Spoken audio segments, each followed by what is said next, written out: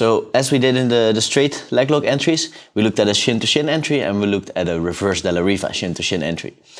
From that reverse della riva shin to shin entry, we can do the exact same thing. So that's what we're gonna look at now. We're gonna do almost the same thing, but starting in the reverse della riva. So let's start from this angle already.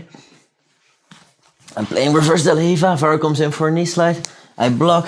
I start kicking away a little bit so my hand comes through. Hip escape. Palm on my foot in. And now again Varo starts floating to defend. So he lifts his feet off the floor. His knees are together. I can't go to single leg exit. I start making my angle, posting. Again, keep your knee in front of their body. Don't let your knee drift down. You get past or your back taken. I lift, escape with my hand if I need to. Lock my triangle, drop him back. And we're in the exact same position. So we can use the exact same idea from reverse della riva. Let's look at that from a few different angles. So here, Varo comes in. I block, start making some distance. Palm on my foot in. I want to go to single leg exit, but Varo starts lifting, exactly. There. Help with your hand if you need to. Drop him back.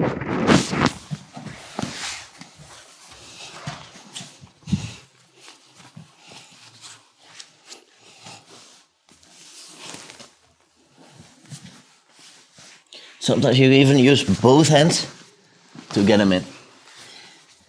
If you can, you don't use your hands, because if you use your hands, you're giving away some opportunities to go to kimuras for the person on top.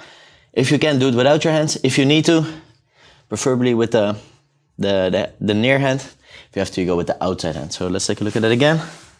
Now focus on my hand positioning. Here. Oh wait, let's do it from a different angle. We lift. I make my angle. Preferably, I do it without using any hands. That's the ultimate option. If I can't do that, I reach with the hand that's behind Varo, because that's the one you really can't reach for. So I try to pull in like this.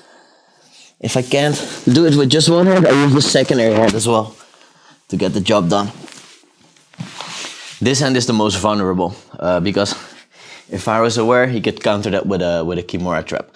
So preferably do it without hands. If you have to, use the hand that's behind him. If you really have to, you can add the hand that's in front of him as well.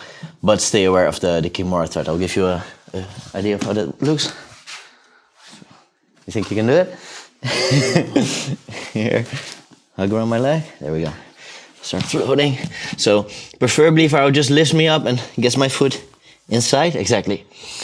If he can't do that with just the legs, now he has to use his backhand. Exactly.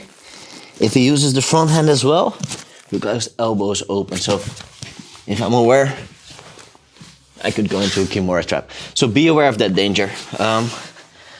Not everybody will do it, but some people will. So be aware, don't use your hand that's in front of him unless you absolutely have to. So same entry as before, but now from reverse della riva.